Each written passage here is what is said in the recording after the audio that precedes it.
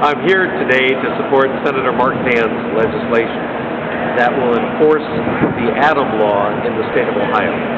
The Adam Law is a federally passed child protection law that states like Ohio must implement as quickly as possible to keep our children safe.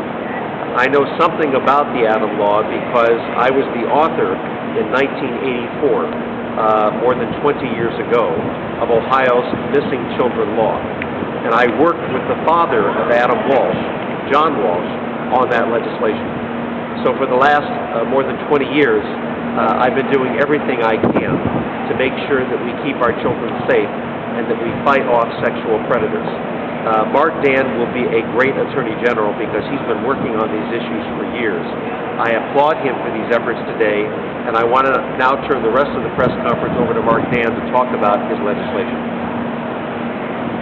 Thank you, Lee, very much. And Lee did do a great job as Attorney General in bringing to the forefront in Ohio, really ahead of the rest of the country, the issues related to sexual predators and child abuse and missing children issues. And I hope to continue in that tradition as Attorney General. The bill that I'm introducing will put Ohio ahead of the curve instead of behind the curve as it relates to the implementation of federal child sexual predator laws and missing children laws. What it does is it requires Ohio to update its database to coordinate with the rest of the country. It removes the statute of limitations for rape. It includes an increased penalty for people who are involved in internet sexual solicitation of children. And it also requires Ohio courts to be able to charge somebody who's charged with a sexual act involving a child under the RICO law. So it extends the reach of Ohio's Racketeer Influence Corrupt Organizations Act to acts involving sexual relationships with children, and it needs to be done right away for a couple of reasons. One is that there's a bonus from the federal government in grants and aid that will come to the state of Ohio if we comply within 1 year of the enactment of the statute. So my hope is that in the lame duck session immediately after the election, that we'll enact this bill and that will qualify not for a penalty, which was the problem when Betty Montgomery was Attorney General and the implementation of Megan's Law was delayed, but we'll actually receive a bonus. Secondly, we'll receive the grants and the aid from the state and federal government for an extended period of time. Well, even though it's not required to be done for 3 years, during that 3-year period, we'll enjoy the benefits of one, having a tougher law involving sexual predators, and secondly, the benefits of access to grants to update our databases, to improve the forensic processes at the State Attorney General's office to assist local law enforcement in prosecuting such sexual predators. So I think the urgency of this is obvious. I'm looking forward to working on a bipartisan way to get this bill passed, even before I take office as Attorney General in January.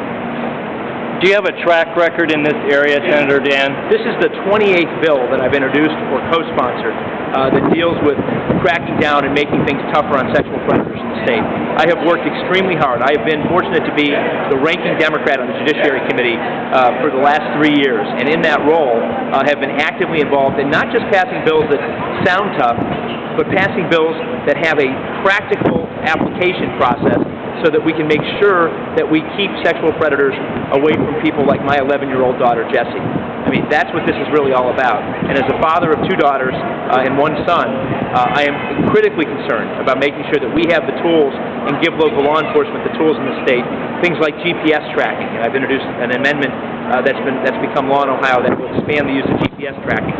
This is the kind of bill, if we pass the Adam bill in Ohio, we'll be able to apply for funds to fund GPS tracking for a broader range of sexual predators.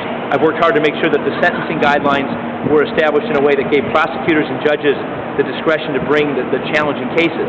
Because it's more important that we convict folks and get them away from our children than that we necessarily impose draconian sentences that might force people to go to trial in certain cases and allow sexual predators to walk free.